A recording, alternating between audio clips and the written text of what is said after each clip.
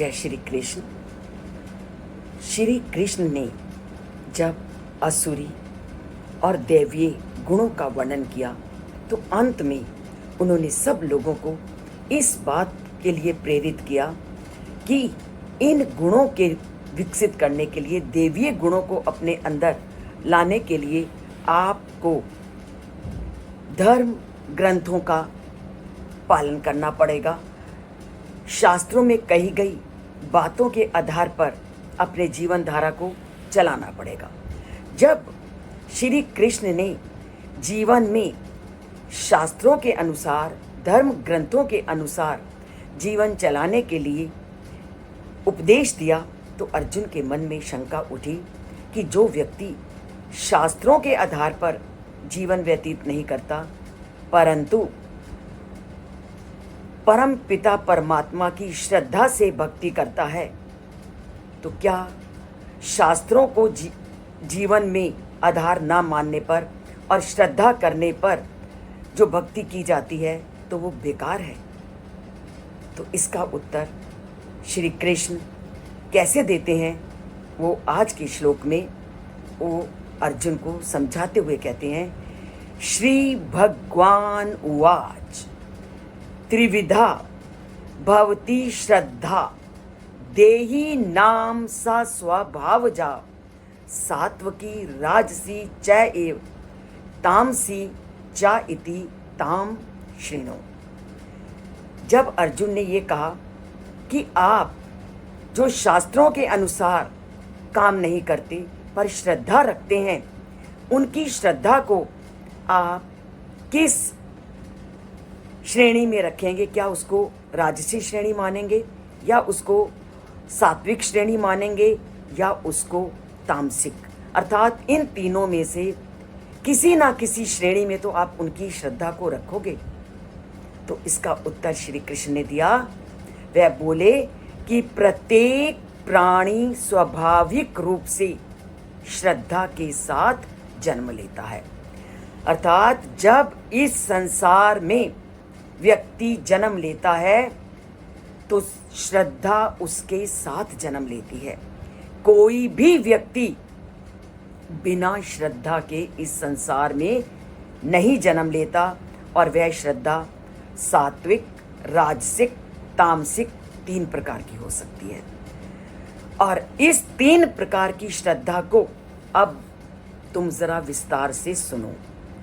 संसार में व्यक्ति के जन्म के साथ ही उसकी श्रद्धा उत्पन्न हो जाती है और वह श्रद्धा उसकी सात्विक भी हो सकती है, वह राजसिक भी हो सकती है, वह तामसिक भी हो सकती है।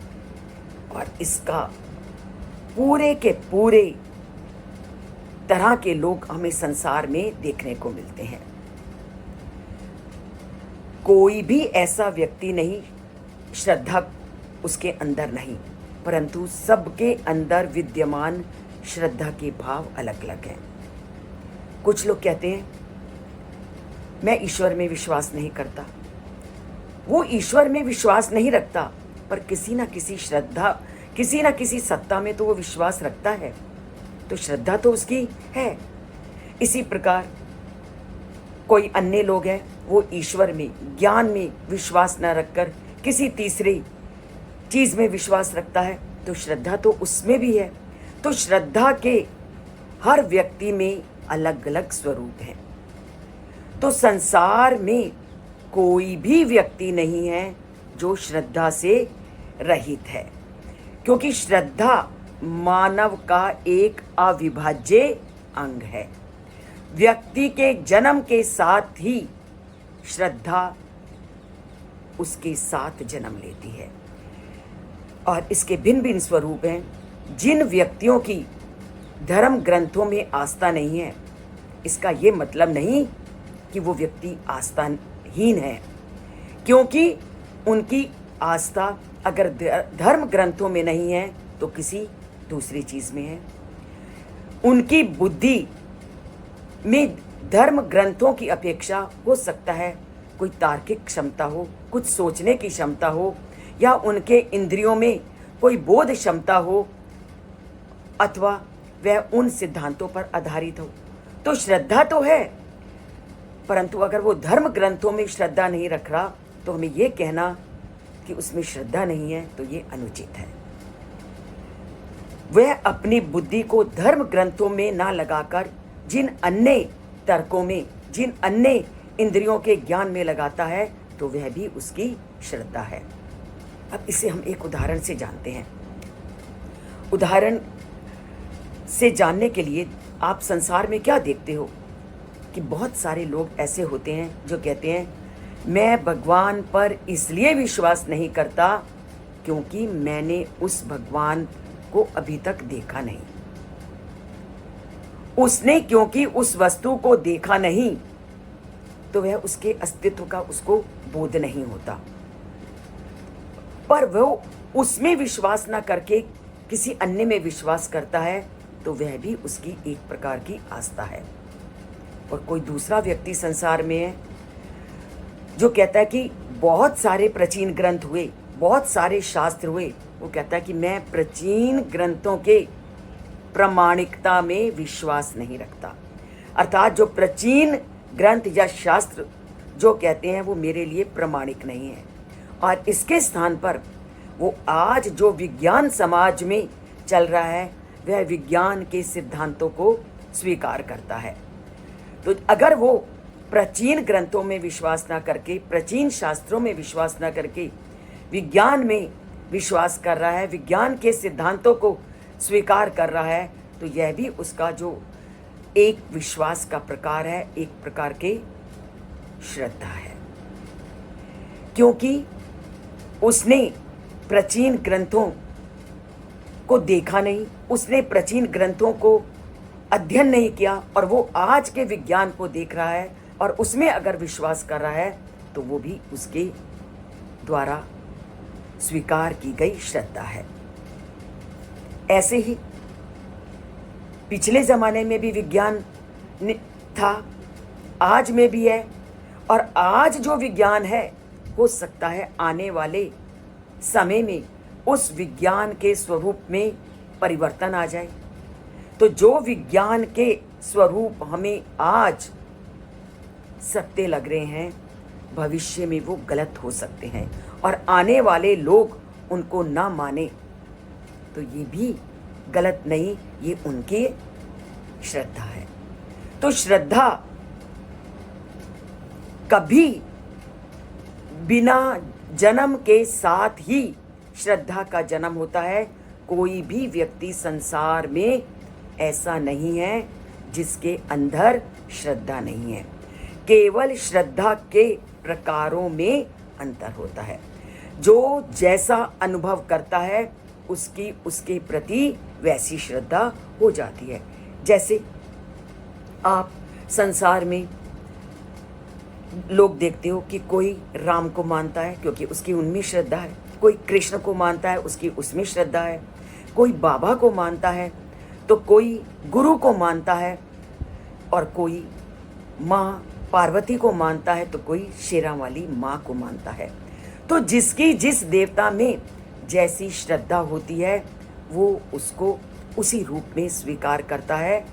तो श्रद्धा हर एक में होती है, परंतु श्रद्धा के स्वरूप में अंतर होता है।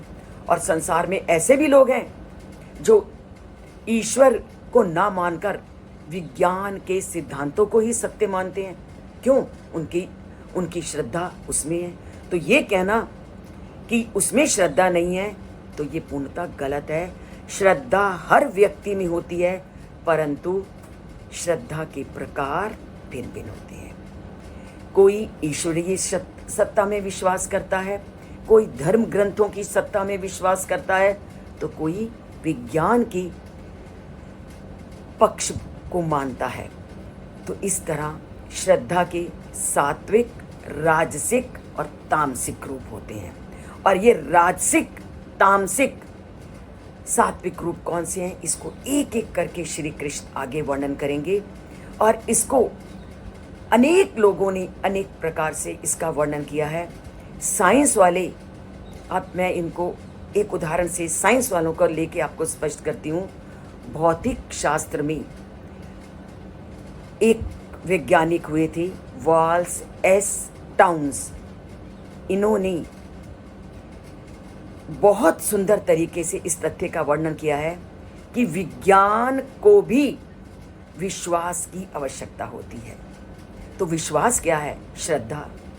वो कहते हैं कि विज्ञान जैसे विषय को भी विश्वास की आवश्यकता होती है, और हम नहीं जानते कि जो तर्क हमने आज निकाला है वो ठीक है, और हम नहीं जानते कि आप वहाँ पर हो या नहीं। आप भी नहीं जानते कि मैं यहाँ पर हूँ। तो ये सब क्या है? ये हमें विश्वास के आधार पर ये सारे वैज्ञानिक तथ्यों को अपनाना पड़ता है, और ये वैज्ञानिक तथ्य भी सभी एक विश्वास पर आधारित होते हैं। और इसका जो मौलिक दृष्टिकोण जो आज सत्य है, हो सकता है कल उसका रूप बदल जाए। तो जिस जिस नियम में जिसकी जैसी सत्ता होती है, वो उसको उसी रूप में स्वीकार करता है। तो आध्यात्मिकता में सत्ता है तो वहाँ श्रद्धा है, विज्ञान में विश्वास है तो वहाँ श्रद्धा है। तामसिक प्रवृत्तियों में आप बहुत से तंत्र मंत्र करते हुए लोगों को देखते हो, अगर उनकी उसमें विश्वास है तो उनकी उस प्रकार की सत्ता है। पर श्रद्धा हर एक में विद्यमान होती है उसके जन्म के साथ, और इसको आगे श्री कृष्ण आने वाले श्लोकों में विस्तृत रूप से वर्णन करेंगे। अगर आपने श्री कृष्ण की इन सभी तथ्यों को जानना है तो चैनल से जुड़िए, उनकी एक एक बात को सुनिए, समझिए, जीवन में धारण कीजिए, और अपने जीवन में श्रद्धा और भक्ति को लाइए। वो तभी आएगी अगर आप चैनल से जुड़ेंगे, इस चैनल को लाइक करेंगे और चैनल को सब्सक्राइब करेंगे। सब्सक्राइब केवल एक बार करना है। जय श्री कृष्ण।